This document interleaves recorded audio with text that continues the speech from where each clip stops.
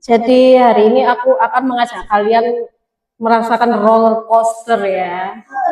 Ada kesedihan, ada senengnya. Aku ada pertanyaan sih. Menurut teman-teman di sini, kalian kalau melihat aku itu berprofesi apa? Ilustrator. Iya lagi. Aku baru duduk kan, mbak ini ilustrator ya. Coba, coba, ya. Ada yang lain mungkin mengira aku bekerja sebagai apa?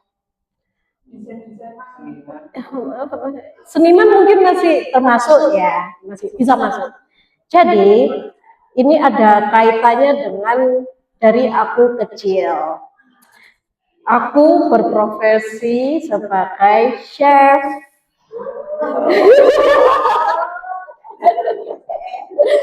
Jadi kenapa kok bisa menjadi chef? Jadi ceritanya seperti ini. Aku cerita background kecilku dulu ya seperti apa. Jadi waktu Hai, oh bisa. Jadi waktu aku masih kecil, aku itu tipe anak yang kalau bahasa Jawanya itu Petra atau tomboy. Mungkin aku kalau kecil ketemu Cil, kita bakal bestie banget gitu. Jadi eh, aku tuh menurutku ya waktu masa kecilku yang paling menyenangkan itu waktu aku masih SD. Karena itu kayak yang freedom, bener-bener kayak aku pulang sekolah, aku main bola sama temen-temenku cowok, terus habis itu aku main apa ya bahasa Jawanya di sini tuh gebokan. Gebokan tahu nggak sih gebokan? Ya itulah. Jadi aku main itu karena mungkin itu juga agak sedih ya. Lebih ke pelarian aku karena di rumah tidak ada siapa-siapa. Orang tua aku bekerja semuanya. Jadi lebih memilih untuk menghabiskan waktu di sekolah gitu. Yang akhirnya eh, waktu SMP menurutku tidak menyenangkan karena saya dibully di situ ya guys. Terus SMK, SMK itu menurutku menyenangkan karena waktu itu aku menemukan hal baru untukku. Jadi aku SMK itu mengambil jurusan tata boga, terus aku mengikuti ekskul teater gitu. Jadi di teater tuh aku bener-bener ketemu orang yang kayak anjay keren juga nih anak nih, chill banget bro. Atau ada yang kayak wah buset gitu, oh bisa kelakuan loh gitu loh. Jadi aku lebih bisa mengekspresikan diriku sendiri di teater itu tadi, dan alhamdulillah saya paham kalau saya ini kurang di bagian apa ya pelajaran ya. Jadi aku lebih unggulnya itu di luar pelajaran kayak teater itu tadi atau mungkin memasak kayak gitu. Jadi alhamdulillah aku mau pamer ya guys. Aku 2 tahun menjadi juara 1 se-Jawa Timur di teater.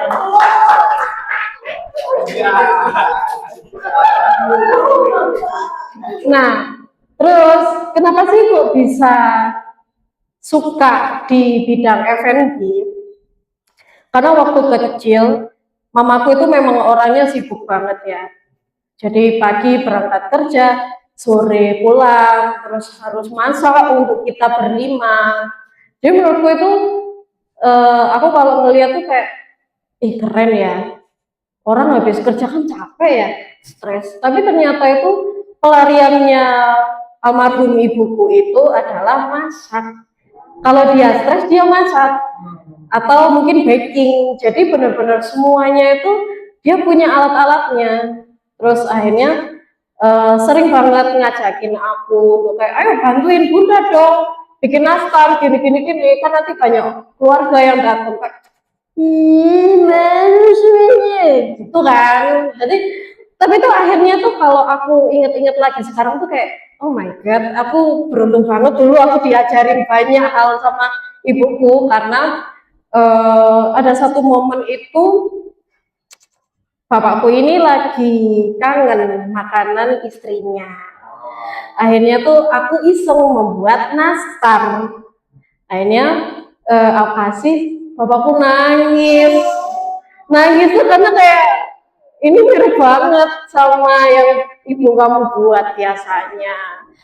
Terus akhirnya mulai di situ tuh kayak ketika aku membuat makanan, terus ternyata itu membuat memorable orang yang akhirnya keinget lagi itu kayak kita tuh ikut seneng gitu loh. Aku ikut seneng gitu. Terus akhirnya eh, sempat ditanyain, emang kamu cita-citanya apa? Aku mau jadi sous chef, aku mau jadi eksekutif chef. Aku lakuin semuanya. Akhirnya aku bekerja di beberapa restoran, aku kerja di beberapa kafe. Akhirnya tuh sekarang kayak, jadi chef tuh sulit.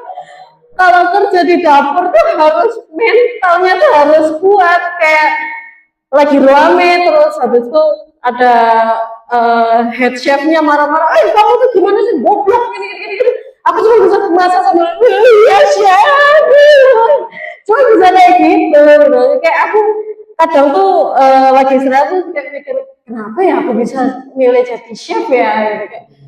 Padahal harus sekuat itu mentalnya gitu. Jadi kan teman-teman jadi tahu untuk menjadi eksekutif chef itu susah, jalannya tuh bergerigi sekali, nanjak sekali, nggak yang tiba-tiba punya SPPG terus jadi eksekutif chef gitu kan kayak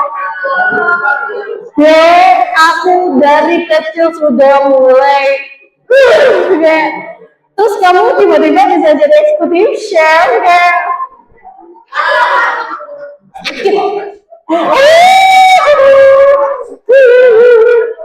ya, astaga, ini memang keresahan orang kecil ya ini ya, begitu.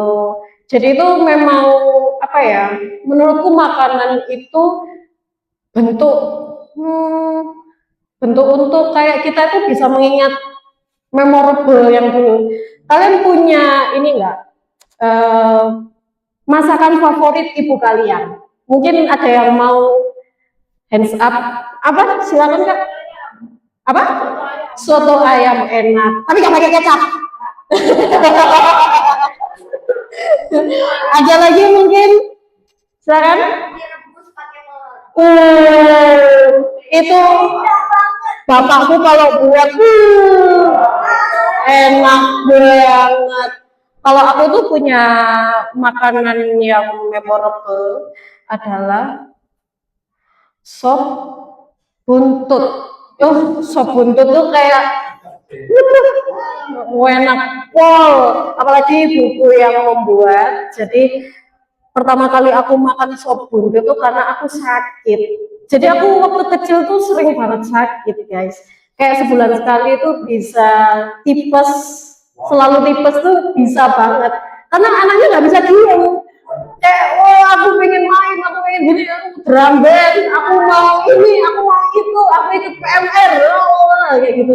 Jadi kayak memang menghabiskan waktu di luar rumah, karena memang di rumah kayak aku ngapain ya, kakak-kakakku sibuk sendiri gitu, terus orang tuaku juga sibuk kerja gitu. Ya kadang memang ikut sama ibuku untuk kerja sih, tapi kayak sampai selalu kayak di dalam kantor kayak gitu doang, ngapain gitu kan. Ini anak autis apa ya? Kayak gitu loh. Kayak gitu sih. Jadi aku tuh suka banget memasak karena juga ngelihat orang masak, orang makan masakanku tuh kayak wah enak banget, buset, beli aja ya, jual aja, gini. Dan beberapa temen kayak, emang kamu nggak mau ikut Master Chef? Nggak mau. Ini limited edition, aku mau masak cuman karena orang-orang terdekatku atau mungkin orang yang aku sayang kayak gitu. Kalau di mana pekerjaanku kan ya udahlah tuntutan seperti itu. Jadi mungkin terima kasih sudah mau mendengarkan ceritaku yang roller coaster sekali ini. Begitu, terima kasih.